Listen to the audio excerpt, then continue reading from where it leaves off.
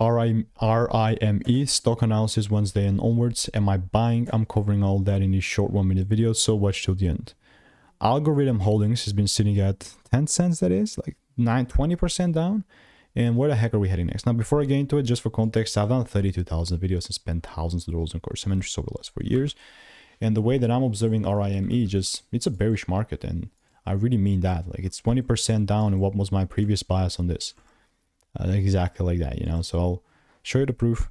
So this previous video was made yesterday, 9th of December. Goes a little bit higher and gives me a little break. This is going to be market that I wanted. Right. And what happened? Went up and then it kind of came down.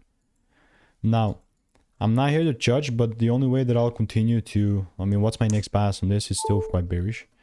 Instead of assuming I'm reacting, but like no trades are going to be taken here. That's why I still have this red thing kind of pointing towards the downside. So let me know what is your opinion. That's mine for right now. If you want to learn the strategy, there is a 100% free newsletter. First link in the description, and I will see you in the next one.